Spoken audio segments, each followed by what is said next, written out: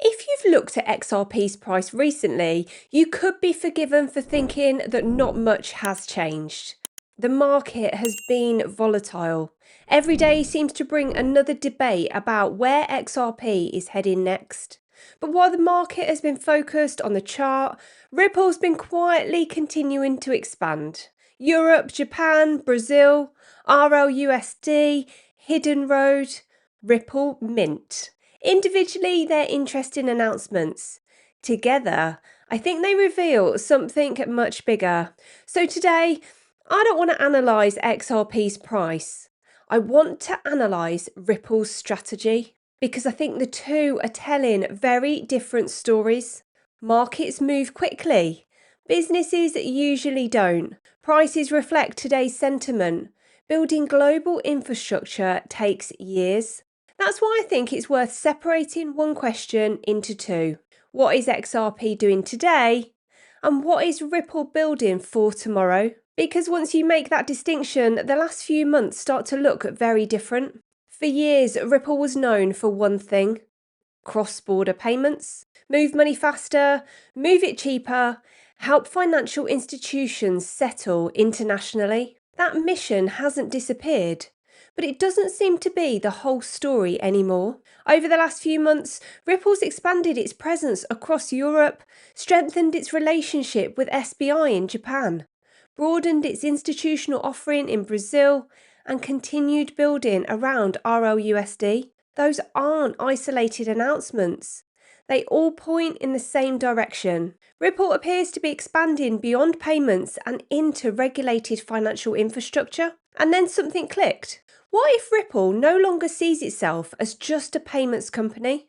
What if it's trying to become the infrastructure that financial institutions build on? Because when you look at it through that lens, the rest of the announcements suddenly make much more sense. Take Hidden Road. When Ripple announced the acquisition, most people focused on the $1.25 billion price tag. But Hidden Road isn't just another crypto company, it's a prime broker. Prime brokers help institutions access liquidity, manage collateral, and move capital efficiently. That's exactly the kind of infrastructure large financial firms need. On its own, the acquisition looked surprising. Placed alongside Ripple's recent expansion, it starts to look much more strategic. Then we have Ripple Mint. This was announced this week and I think is one of the most misunderstood announcements Ripple's made this year. Ripple Mint isn't really about launching another stablecoin. RLUSD already exists. It's about giving institutions the tools to issue, redeem, monitor, and manage regulated stablecoins within their existing financial systems. Think about what a bank actually needs. Not just a token. It needs compliance, automation, liquidity management, audit trails, operational controls. Those are the kind of problems Ripple Mint is designed to solve. So instead of simply issuing a stablecoin, Ripple is building the infrastructure that allows institutions to operate one. And when you put Ripple Mint next to Hidden Road, the picture becomes much clearer. One provides financial market infrastructure, the other provides digital asset infrastructure. They're solving different problems for the same type of customer. Now we come to the question every XRP holder eventually asks. If Ripple is building all of this infrastructure, where does XRP fit? And more importantly, does XRP actually need to become more valuable if this strategy succeeds? You'll hear a lot of bold claims online. People saying XRP has to be worth hundreds or even thousands of dollars for the system to work. But the reality is much more nuanced. Ripple has never said XRP needs to reach a particular price. There's no official valuation model. But there is an economic principle that's worth understanding. Imagine an institution needs to settle $500 million.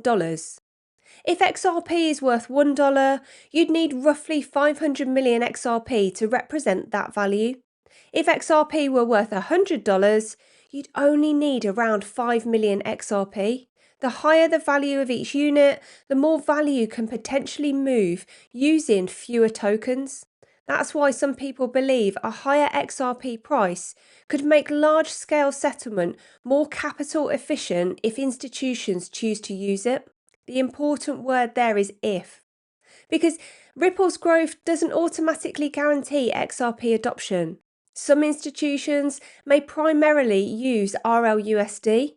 Some may use Ripple's custody or infrastructure services. Others may use XRP for liquidity. We simply don't know how that balance develops over time. And I think that's the real conversation investors should be having. Not whether Ripple is expanding. The evidence clearly suggests that it is. The real question is whether that expansion creates sustained demand for XRP itself. If it does, the economics become very interesting. If it doesn't, Ripple's business and XRP's market performance may continue to tell different stories. For me, that's the biggest takeaway from everything we've discussed today. While the market has been focused on short-term price action, Ripple has continued expanding into regulated finance. Not through one announcement, not through one product, but by steadily building different pieces of what looks like a much larger ecosystem. Whether that strategy ultimately drives XRP adoption remains to be seen, but I do think it's changed the way we should look at Ripple. Instead of asking what Ripple's announced this week, perhaps the better question is, what role does Ripple want to play in the future financial system? Because if the answer is the infrastructure behind it, then the last few months start to make a lot more sense. I'd love to know what you think. Do you believe Ripple's expansion will eventually create more demand for XRP? Or do you think Ripple's business and XRP's future are becoming two separate stories? Let me know in the comments. And one final thought. Crypto can be an incredible opportunity, but it can also be one of the loneliest places to invest. There are thousands of opinions online, everyone seems certain they're right, and it can be difficult to know who to trust. That's exactly why me and Milkshake Matty built the Crypto Wolfpack. It's a place where people can learn together, challenge ideas, share research, and navigate this market as a community instead of trying to figure it all out alone. So if that's something you're looking for, we'd love to welcome you. I'll leave the details in the description below. As always, if you enjoyed the video, don't forget to press the like button. And if you see the hype, please press it. It really helps the channel grow. Thank you so much for watching. I'll see you in the next one.